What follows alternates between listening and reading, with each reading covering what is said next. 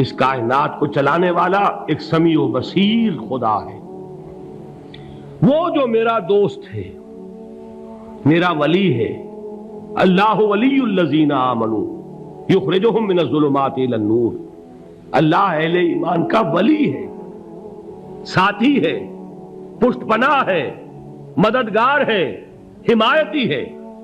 بتائیے جسے یقین ہو جائے کہ اللہ میرا مددگار، اللہ میرا محافظ، اللہ میرا پشت پناہ، اللہ میرا حمایتی، اس کے لیے کوئی خوف ہوگا؟ اس سے کوئی ڈر ہوگا؟ میں مثال دیا کرتا ہوں ایک بہت سادہ، پنجاب کے دیہات کی۔ تو بڑا چودھری ہے اور کوئی غریب کسان ہے۔ اس غریب کسان کے جانوروں کو ہر وقت اندیشہ ہوگا چوری کا، کوئی میری بھینس کھول کر نہ لے جائے، کوئی میرا بیل کھول کر نہ لے جائے۔ لیکن جس کے بارے میں یہ سب کو معلوم ہو کہ وہ جو بڑا چودھری ہے وہ اس کا دوست ہے، اس کی بچیا کو کوئی خوف ہوگا؟ اس کی بھینس پر کوئی ہاتھ ڈالے گا؟ اسے کوئی اندیشہ ہوگا؟ نہیں۔ کیوں؟ کہ وہ بڑا چودھری، بڑا اس کا یہاں کا سردار، جاگیردار، سب کو معلوم ہے وہ میرا دوست ہے، کوئی میرے خلاف اقدام نہیں کر سکتا۔ اس دنیا میں یہ چھوٹی سی بات اگر آپ کے دلی اطمینان اور سکون کا باعث بن سکتی ہے تو ذرا تصور کیجئے۔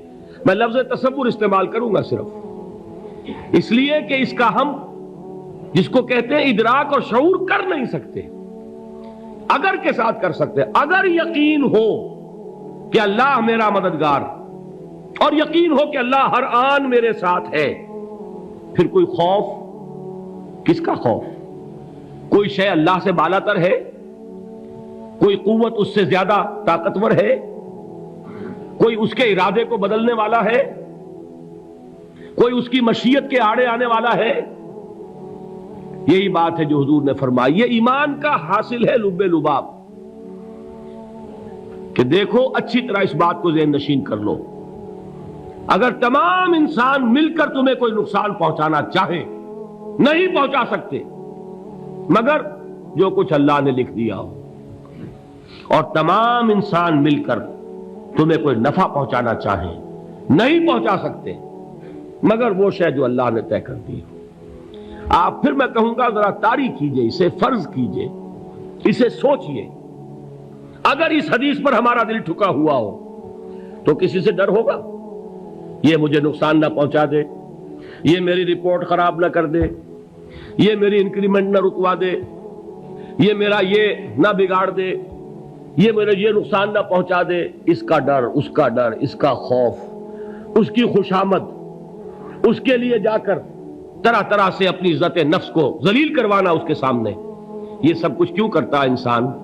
جب سمجھتا ہے کہ اس کے ہاتھ میں میرا کوئی نفع ہے، اس کے ہاتھ میں میرے لیے کوئی ضرر ہے، یہ مجھے کوئی گزن پہنچا سکتا ہے، یہ مجھے کوئی نقصان پہنچا سکتا ہے، یہ میرا کوئی کام بنا سکتا ہے، یہ میری کوئی ضرورت پوری کر سکتا ہے، اسی کا نام شرک ہے۔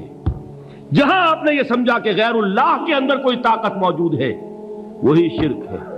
بتوں سے تجھ کو امیدیں، خدا سے نومیدی، مجھے بتا تو صحیح اور کافری کیا ہے؟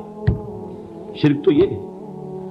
جس پر بھی تمہیں یہ خیال ہے، کلمہ ہے یہ کلمہ سوم، لا حول ولا قوت الا باللہ، ذرا اس پر دل کو کبھی اگر آپ تصور کریں، پھر فرض کریں، دل ٹھک جائے اس پر، کوئی طاقت نہیں۔ یہی بات تھی جو شیخ عبد القادر جیلانی رحمت اللہ علیہ نے اپنی وصیت میں اپنے بچے سے کہی۔ 11ویں دینے والے ہیں، لیکن حضرت شیخ عبد القادر جیلانی کی وصیت اور تعلیمات کو کتنے لوگ ہیں کہ جانتے ہو؟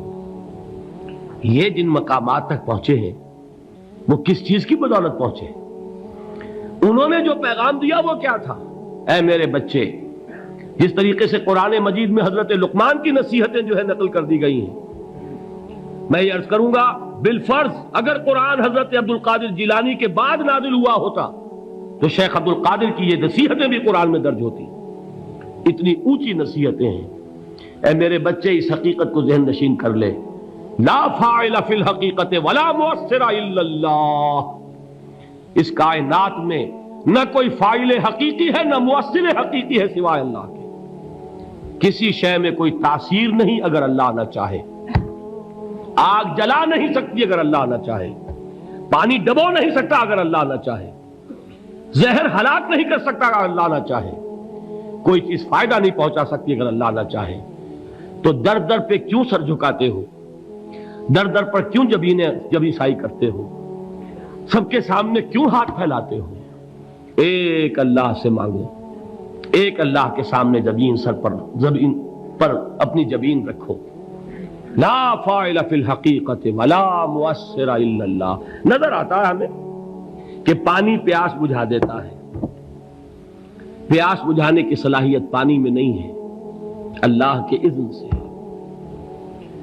کھانا بھوک مٹا دیتا ہے، بھوک مٹانے کی صلاحیت کھانے میں نہیں ہے، اذن